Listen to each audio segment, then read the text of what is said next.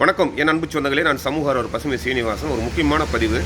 தமிழகம் முழுவதும் பார்த்தீங்கன்னாக்கா இன்றைக்கி ஒரு பெரும் பிரச்சனை என்னென்னு கேட்டிங்கனாக்கா, அந்த குப்பைகள் இன்றைக்கு நாள்தோறும் ஆயிரக்கணக்கான டன் குப்பைகள் வெளியேறுது.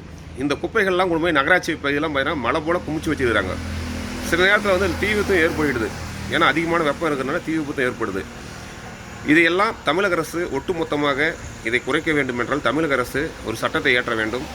குறிப்பாக நாள்தோறும் லட்சக்கணக்கான பால் பேக்கெட் வெளியாகிறது. இது எல்லாமே பார்த்திங்கன்னா மீண்டும் குப்பைக்கு வந்து அது ரொம்ப இதாகுது. அதனால் வந்து அரசு கிட்ட நம்ம கோரிக்கை வைக்கிறது என்னன்னாக்க, அந்த பால் பேக்கெட்டை வந்து அவங்களே ரிட்டர்ன் வாங்கிக்கிற மாதிரி ரீசைக்கிள் முறை. அதாவது ஒரு 10 பேக்கெட் காலி பேக்கெட்டு கொடுத்தா ஒரு பேக்கெட்டு பால் கொடுக்குற மாதிரி, அதே போல் 10 ஷாம்பு பேக்கெட்டு கொடுத்தாக்க காலி பேக்கெட்டை கொடுத்தா ஒரு ஷாம்பு கொடுக்குற மாதிரி, அதே போல் இந்த லேஸ் கவர்லாம் லேஸ்ன்னு சொல்லி குழந்தைங்க சாப்பிட்றதெல்லாம் பார்த்தீங்கன்னா லட்சக்கணக்கில் குமிஞ்சுங்க கிடையாது ரோட்டில். இப்போ இதனால் வந்து நாளுக்கு நாள் வந்து இதனுடைய தாக்கம் அதிகம் வரனால இதெல்லாம் கொண்டு போய் சேர்த்தி இதை எரித்து இதனால் பொல்யூஷன் பாதிப்பு, அதே போல் நிறைய பிரச்சனை ஏற்படுது.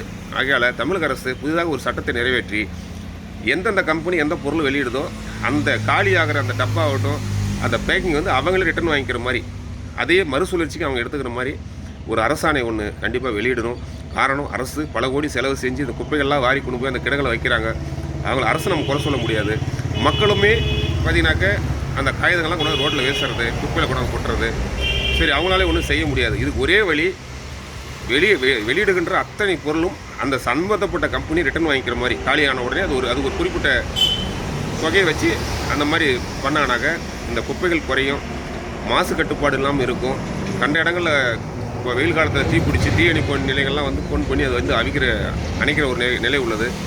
ஆகையால் இதெல்லாம் ஒட்டுமொத்தமாக கருத்தில் கொண்டு தமிழக அரசு ஒரு புதிய அரசாணையை வெளியிட வேண்டும்.